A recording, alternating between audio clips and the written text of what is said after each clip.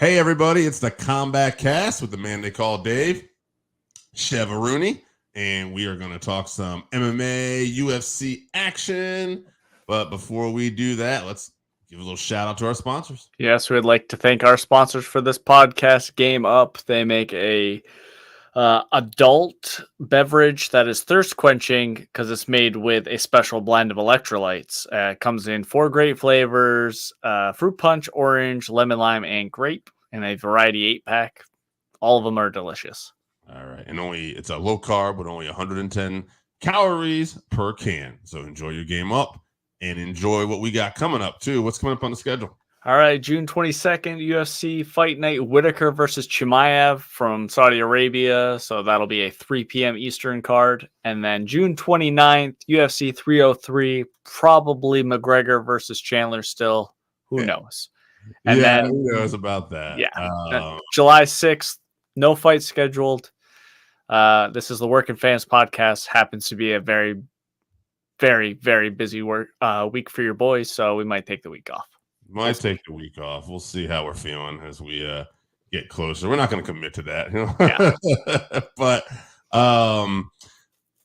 just real quick too before we even get started on the show, as far as Chandler and McGregor go, think the fight's happening? I'm going to go yes, but it's 50-50, I think.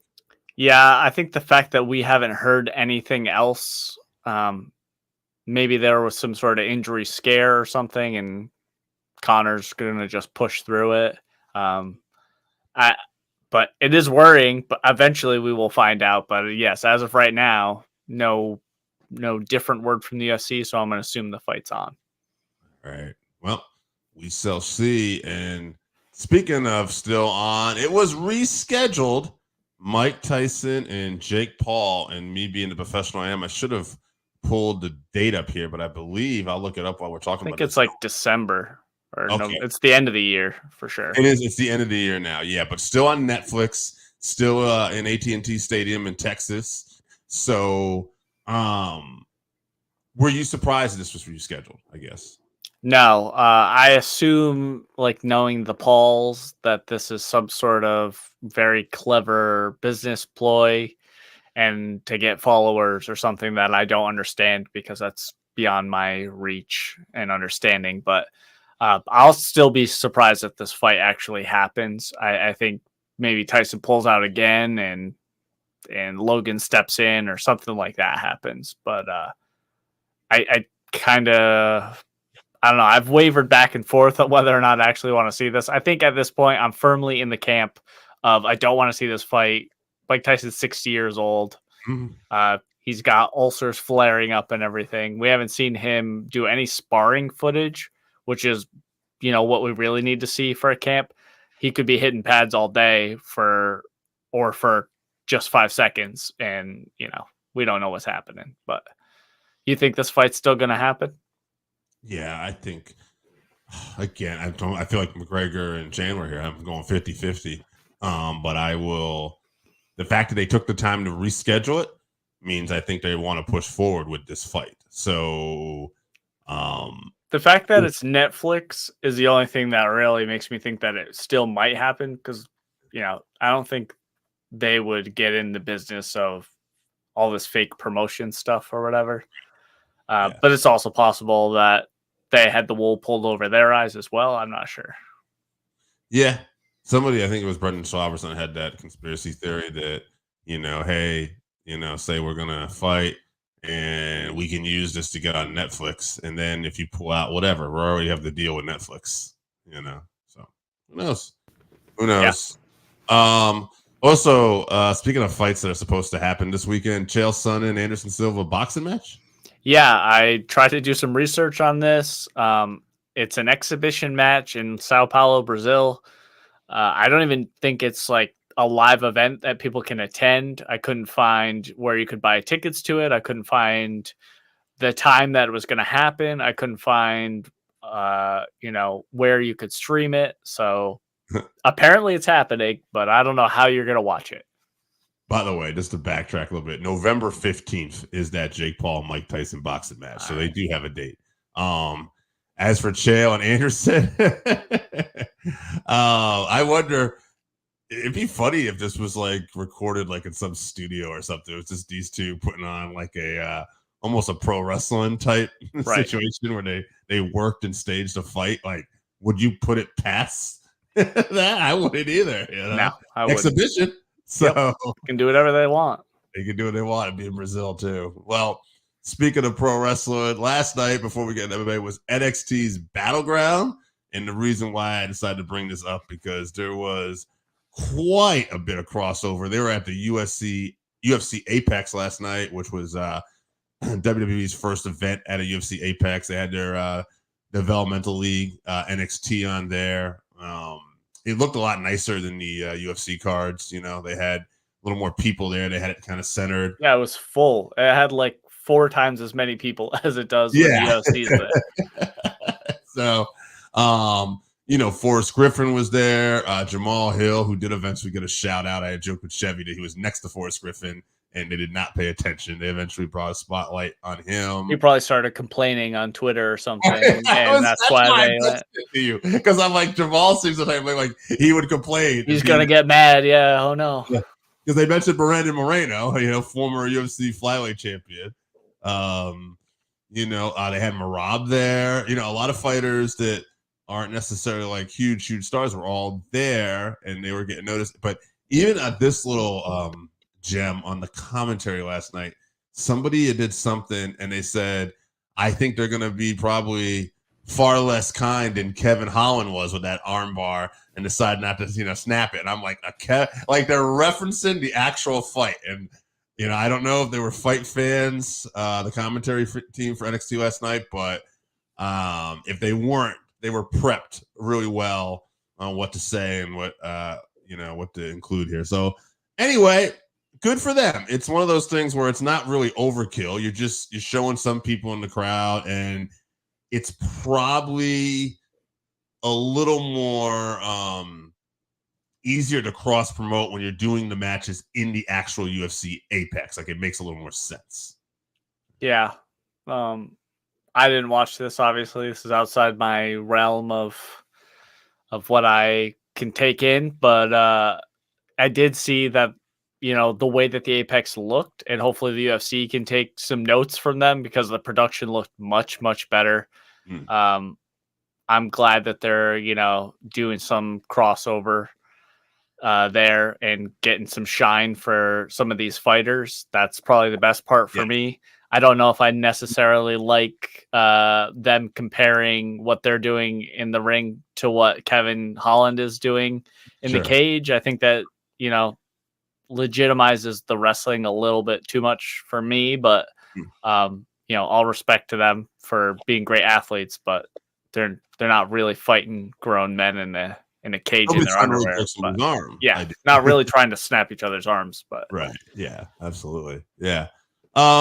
Yeah, I mean, I can't say much about that. I'll agree with you. I think we'll take that in hindsight. So if UFC and MMA can get anything out of this, maybe just on the production level, you could look at what they did. And hey, you know, I know it's UFC and it's a combat sports thing to like have the highest price tickets imaginable, but maybe, hey, you just fill up that Apex Center. You're going to have some hardcore fans who just want to fill it up and, you know, put 500 people in there or whatever. You know, it will just give your production, it'll give the shows that much of a better vibe, I feel.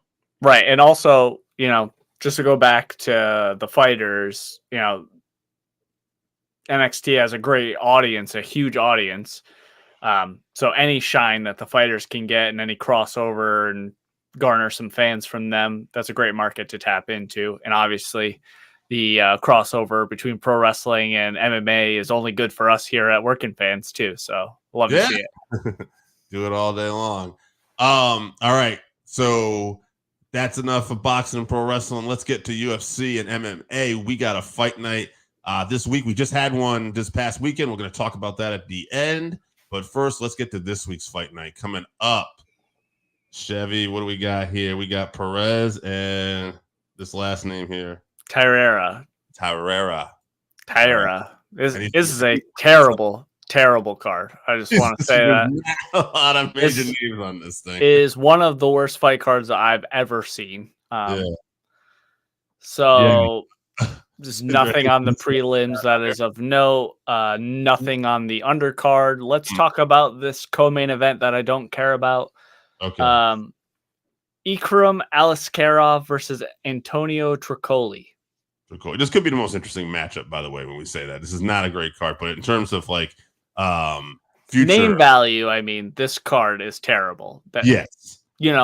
Sometimes these cards, name value wise, are terrible, and the actual stylistic matchups and everything are amazing. So that's why I try to watch all of them. But these two are going to be interesting. Antonio here, 12-3, 3 TKOs, 5 subs, 4 decisions. It's his UFC debut, so he has got a tough one here. Help me with this gentleman's name again. Ikram Aliskerov. Yeah, Aliskerov is 15-1, 6 KOs, 5 subs, 4 decisions, and his only loss is outside of UFC to Khamzat Chimaev. So he got TKO'd, I believe. Yeah, he's 2-0 in the UFC right now. Both are first round finishes. This guy is on a tear. I don't see that changing. This is a tough UFC debut. I would not want to be fighting this surgeon prospect who's only got a loss to Khamzat Chimaev. So I'll take Askerov. I'll say he continues his dominance. I'll go first round TKO. Yeah. Also, Trocoli has no UFC fights, but he also has no fights since 2021. Oh, so he hasn't fought in 3 years. Oh. How he is now getting, I don't know if somebody dropped out and I wasn't paying attention. This was supposed to be somebody else. This is a last minute replacement. But yeah, I assume he's going to get smashed. Aliskerov finishes him however he likes. I'll say round 1, ground and pound. Dumb fucking fight for a co-main event. Yeah. I'm salty. All right, let's talk about the main event, which at least stylistically is interesting. Alex Perez versus Tatsuro Taira. Taira's 15-0, 4 KOs, 7 subs, 4 decisions, and he's 5-0 in the UFC already. Alex Perez, 25-8, 6 KOs, 7 submissions, 12 decisions. He's got 3 performances tonight, and he won his last fight, but he had lost the 3 prior. But those losses were like to Pantoja, Figueiredo, and Muhammad. This guy's Makayev. Yeah. So it's just top of the food chain flyweights are the only people he's lost to. So this is a big step up for Taira. Yeah, I'm gonna struggle with that name, but I better get used to it because I think he's gonna win. And at 5-0 already in the UFC, he seems like a very, very good prospect. So I will take him. But Perez is tough, so I'm gonna say I'll say this goes the distance. Yeah. So stylistically, this is a great fight. It has no name value, and I think partially some of that can be attributed to the fact that these guys are flyweights and they don't get very much shine from the UFC. It's tough. So I get it. But they are 2 good prospects. I guess you can call Perez a prospect, but even though he's really a veteran.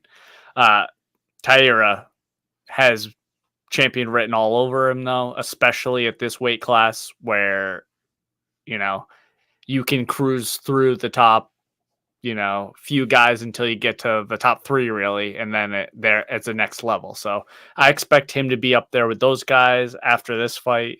I think I'm going to pick Taira by round 1 sub where they're still dry. So I think it's going to be pretty early on. He catches him in something. If not, I'd say Taira by submission. Okay. Or by decision, I mean. Okay. All right. So earlier going the distance. Here we go. All right. Let's get to this past week's UFC Fight Night card. Little more name value and ended up being a pretty decent card, I thought, from what I saw. Yeah, on the undercard, Raul Rojas Jr., the 19-year-old, fought Ricky Turcios. That was a very interesting fight while it lasted. Rojas Jr. ended up with the rear naked choke, but he was put in some compromising positions. So that was a good fight. But let's talk about this co-main event. Dominic Reyes versus Dustin Jacoby. Boy, we got this one wrong. The chin has been suspect now on Dominic Reyes since he, took John Jones to the limit, and a lot of people thought he won that fight. He got knocked out basically 3 times in a row. Solid, hard knockouts too by Blachowicz. That Yuri spinning elbow was absolutely brutal. A lot of brutal finishes. So time off. Dustin Jacoby, I wouldn't consider him one of the elite, but he's a tough fighter and he's got that kickboxing style. I thought, okay, this is just going to be bad news for Dominic Reyes coming back. But I was wrong. Dominic Reyes might have got clipped in the first few seconds. I'd have to go back because it was such an early fight. But basically, once that happened, Reyes, not afraid at all, not gun shy at all after coming off brutal knockouts. Gets right in there, marches on, catches Jacoby, and finishes him. And the only criticism I could say is on something like this is that, it's not like it's not like Dominic Reyes got his chin really tested because the moment he got right in there and then he finished him. So, but I mean, hey, you're not in the sport to take big punches anyway. So, right, you don't want to test your chin. You hope every fight's like that where you're not getting it tested. So good on him. Good on Dominic Reyes. Great to see him back in the winner's circle. He wants to fight again, I think, at the end of the year, he said, but he's looking to take a little time off and enjoy. He's getting married, I believe, or just got married. So good for him. Mm-hmm. Yeah, very happy to see him back in the win column. He did a great job catching Dustin while Dustin was coming in. And then he kept the pressure on him once he clipped him and fought up with that knee. So that was good. Like I said, glad to see him back in the win column. He's still got a long way to go to keep winning. Let's talk about this main event. We got a little bit of controversy. Jared Cannonier versus Nasruddin Imavov. Imavov, to me, with the exception of the first round, looked to be a step ahead a lot of the night. I thought he just, they were both world-class fighters, but I thought he just looked a little bit ahead. And then was the round 4? We're at the round 4. Yeah, round 4. So I just thought that Jared Cannonier looked in trouble, but not so much in trouble that we should have called off the fight. Like, it looked like he just got wobbled and literally Herzog was right there and just stopped this fight. And it's crazy because Jared Cannonier doesn't have like a history of taking a lot of punishment or anything. He had some time off. He's got great recuperative powers. He hasn't been finished in this weight class. So I thought, okay, why the sudden stop? And Herzog is not a guy who normally has like these kind of early stoppages or anything like that. So to me, it just looked like an off night for Herzog. And not that I thought Jared Cannonier was going to necessarily win this fight, but he got robbed of a chance to come back at least.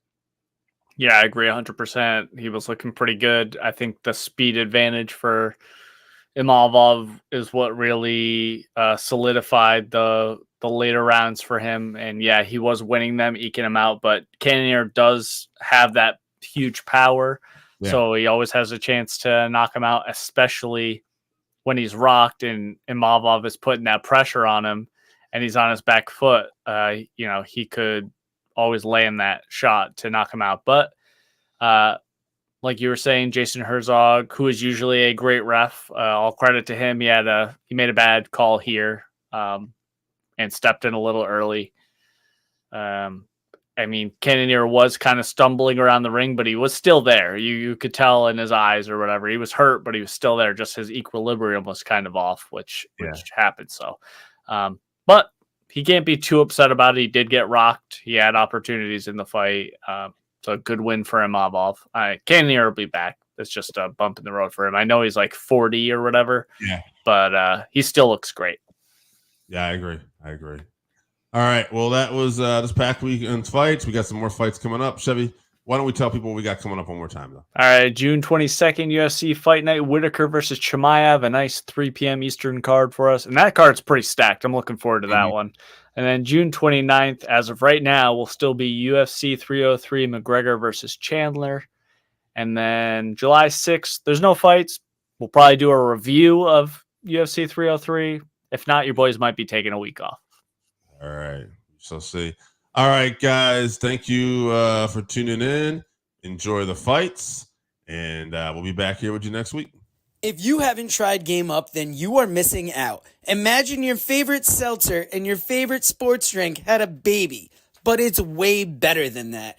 Each can is 110 calories, low carb, 4.9 ABV. It's a nice light drink that is not light on flavor. Game Up comes in fruit punch, orange, lemon, lime, and grape.